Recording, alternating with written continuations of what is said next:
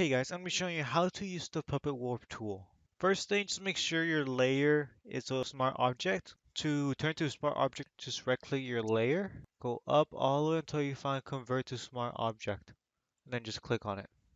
Then go all the way up to the top left of your screen, find the edit button, then go down all the way until you find Puppet Warp.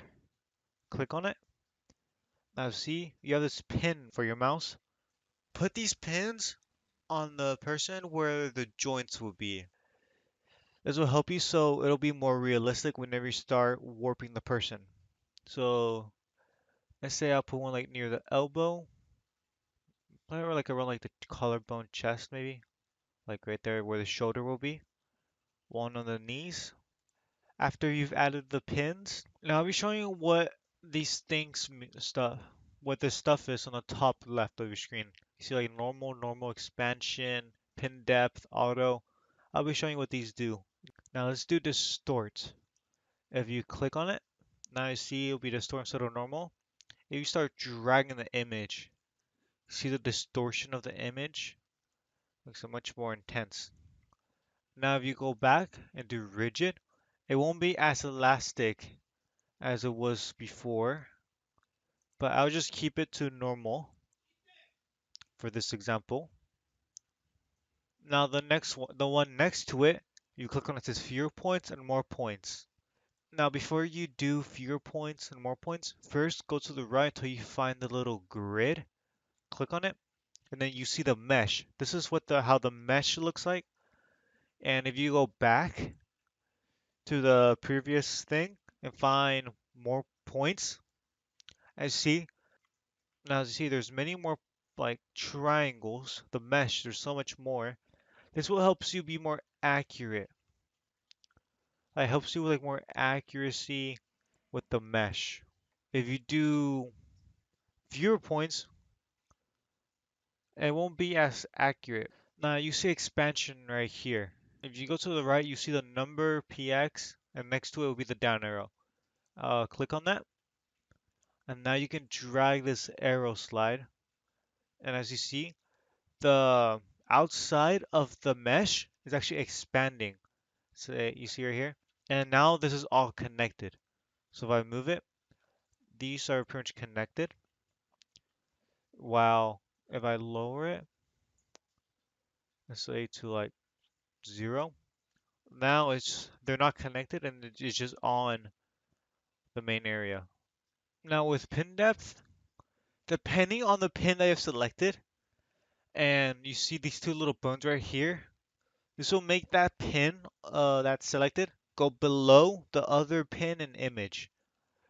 Let's say I'm move this pin right here on the wrist, drag it up, drag it on top of the head. Here, let me take out the grid, the mesh. As you see, it's over the girl's face. If I go to the pin depth and press the down arrow, set pins backward, now it'll go behind her head, as you see right here. And if you press the one with the up arrow, it goes back to the front of it. Then we go back up, you see this auto button. Click on it, and there'll be two things. The default is auto, and there is fixed. Now auto, it helps you automatically start like turning a part of the image.